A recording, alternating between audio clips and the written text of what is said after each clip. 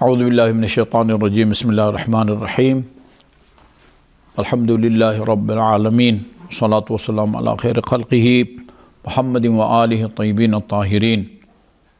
واللعن الابدی علی اعدائہم اجمعین اما بعد فقال اللہ الحکیم بسم اللہ الرحمن الرحیم قل هو اللہ احد اللہ الصمد لم یلد ولم یولد ولم یکن لہ کفوا احد۔ مکتب خلفاء قرآن میں لفظ ید کو اللہ تعالیٰ کے ان ظاہری گوشت پوست اور ہڈیوں سے بنے ہوئے جسم کے حصے پر محمول کرتے ہیں، جبکہ مکتب اہل بیت قرآن کی آیات میں کہیں اس سے مراد قوت و طاقت مراد لیتے ہیں، کہیں نعمت مراد لیتے ہیں اور کہیں اختیار مراد لیتے ہیں۔ چنانچہ قرآن میں یہ آیہ کریمہ استعمال ہوا ہے، بلکہ راغب اصفہانی جو کہ بہت بڑے لغت دان ہیں، ان کی کتاب ہے مفردات القرآن، ان کی 2 جلدوں پر مشتمل کتاب ہے، اس کا اردو میں بھی ترجمہ ہوا ہے مفردات القرآن۔ یعنی اس کی خصوصیت یہ ہے کہ صرف ان الفاظ کے معانی بیان کیے ہیں جو قرآن میں استعمال ہوئے ہیں۔ مفردات قرآن راغب اصفہانی کی، اسی طرح ہمارے جو معاصر ہم عصر دانشمند وہ کتاب معجم الفاظ القرآن میں وہ فرماتے ہیں کہ ید تو ایسا تو ایک عضو کا نام ہے، لیکن اس کے اور بھی معنی میں استعمال ہوتا رہتا ہے، وہ اختیار کے معنی میں ہے۔ چنانچہ بیدہ ملکوت کل شیء، یہاں ظاہر ہے ید کا حقیقی معنی تو وہی ظاہری ہاتھ ہیں جس میں 5 انگلیاں ہوتی ہیں، لیکن اس میں بیدہ ملکوت کل شیء سے مراد یعنی اللہ کے اختیار میں ہے، یعنی ہر چیز کی جو ہے نا وہ ہر شے کی جو ملکوت ہے وہ اللہ تعالیٰ کے اختیار میں ہے۔ یا بیدک الخیر کا لفظ استعمال ہوا، یہاں بھی اختیار کے معنی میں استعمال ہوا ہے۔ عجیب بات یہ ہے کہ یہ ید کا لفظ قرآن میں مختلف مقامات پر استعمال ہوا ہے، جیسے ان حضرت سے مخاطب ہے اللہ تعالیٰ لا تجعل یدک مغلولۃ الی عنقک، یعنی اس کا مطلب یہ ہے کہ لفظی ترجمہ تو یہی بنتا ہے لا تجعل یدک مغلولۃ الی عنقک، یعنی اپنے ہاتھ کو اپنے گردن سے نہ باندھ۔ یعنی اس کا مطلب یہ نہیں ہے کہ یہ اللہ تعالیٰ یہ فرمانا چاہتا ہے کہ اپنے ہاتھ کو گردن سے مت لگاؤ یا گردن سے نہ اس کو چپکاؤ، بلکہ مراد یہ ہے کہ یعنی انفاق سے، راہ خدا میں انفاق سے گریز نہ کرو، راہ خدا میں انفاق اور خرچ کرنے سے نہ وہ گھبراؤ یا کتراؤ، یہ مراد ہے۔ یہ مراد نہیں کہ اپنے ہاتھ کو گردن کے ساتھ نہ لگاؤ، یہاں بھی اشارہ اور کنایہ ہے۔ تعجب ہوتا ہے اس آیہ کریمہ میں تو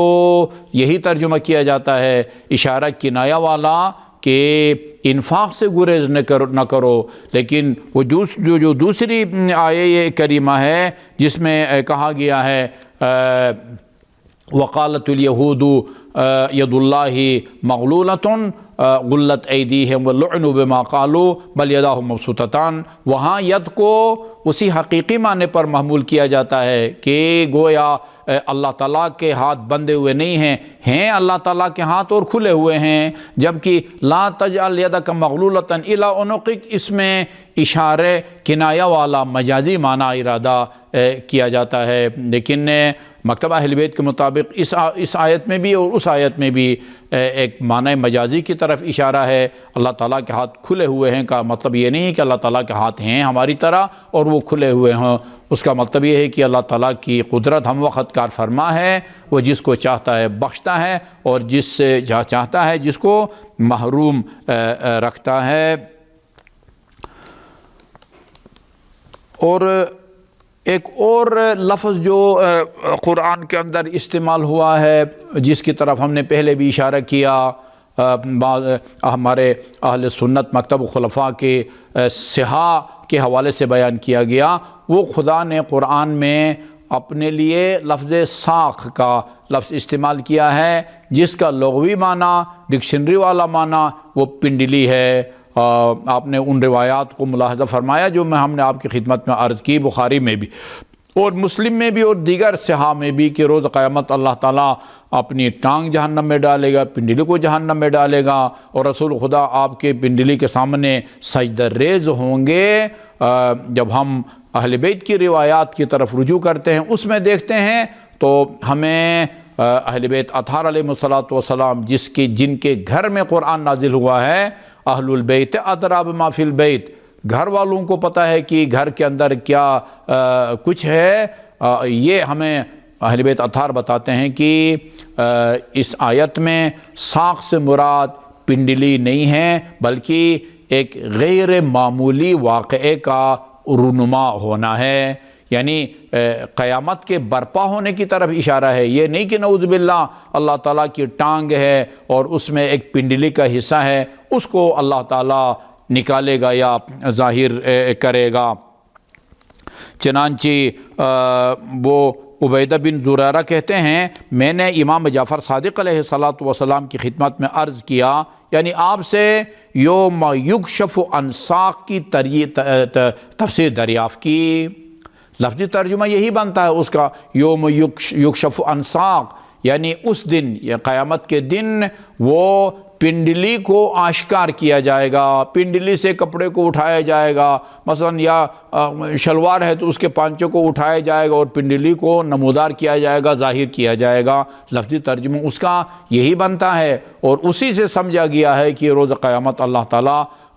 اپنی ٹانگ کو، پنڈلی کو ظاہر کرے گا، رسول خدا اس کے سامنے سجدہ ریز ہوں گے، اور نعوذ باللہ جہنم کے کہنے پر کہ حل من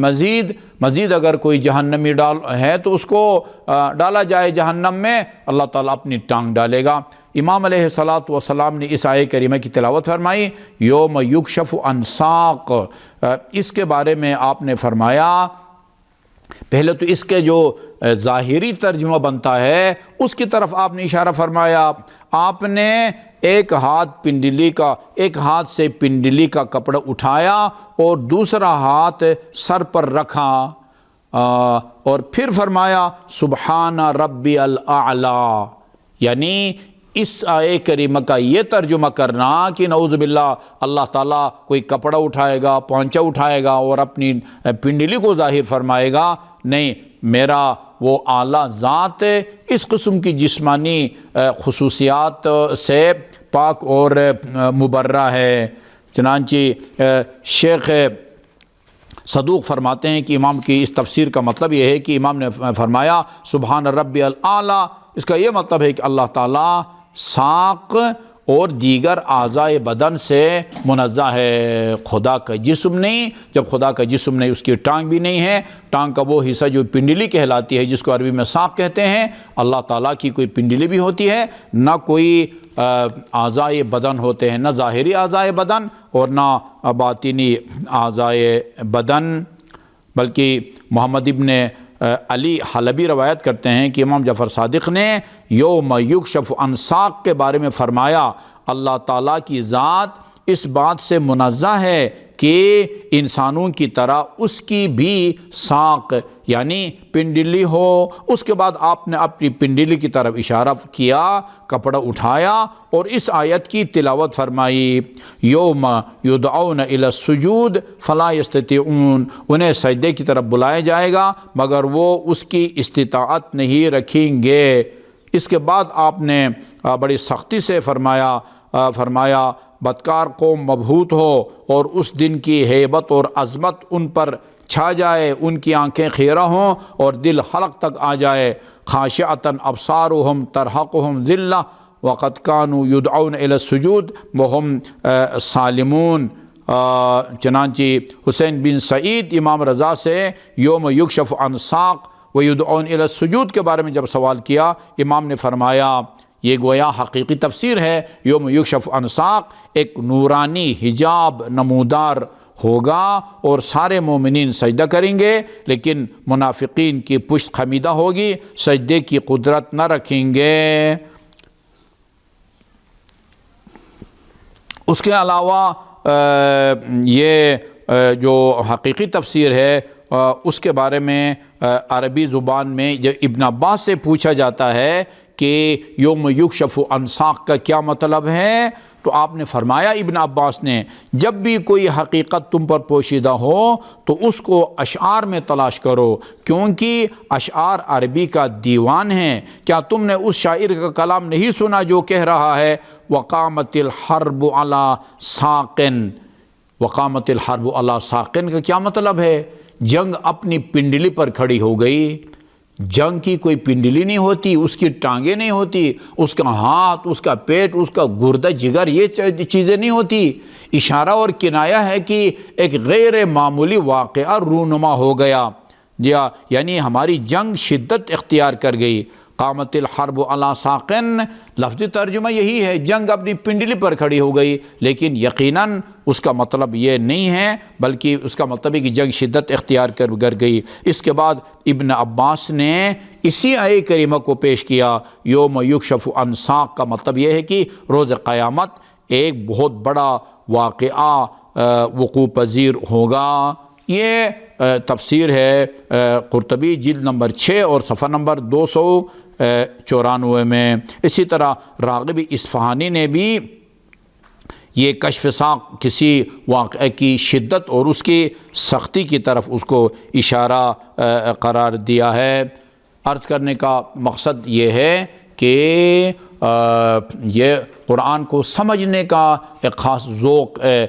جو ہے وہ پیدا ہوتا ہے، ہوا کرتا ہے، جس کو حاصل کرنے کی ضرورت ہے۔ اگر ہم نے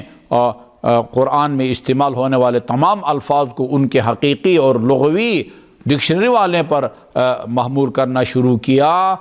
ہمیں صحیح اسلامی عقائد سے دستبردار ہونا ہوگا۔ بہت ساری قرآنی آیات جو کہ متشابہ ہیں، اسی طرح معصومین کی، رسول اکرم کی روایات متشابہ ہیں،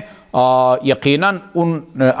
آیات اور روایات میں ان جملوں کا ظاہری اور لغوی مفہوم نہیں ہے، اشارے ہیں، کنایے ہیں، ان کی طرف متوجہ ہونے کی ضرورت ہے۔ میں نے عرض کیا تھا سید مرتضیٰ عالم الہدیٰ نے مستقل کتابیں، 2 کتابیں لکھی ہیں، ایک میں قرآن کی ان آیات کو یکجا کیا ہے جس میں اللہ تعالیٰ نے ان کے مجازی معنی کا ارادہ فرمایا ہے، اور دوسرے میں آن حضرت کی ان احادیث کو یکجا فرمایا ہے کہ جن میں آپ نے ان احادیث میں موجود جملوں کو ان کے مجازی معنوں میں استعمال کیا ہے۔ وصلی اللہ علی محمد وآلہ الطیبین الطاہرین۔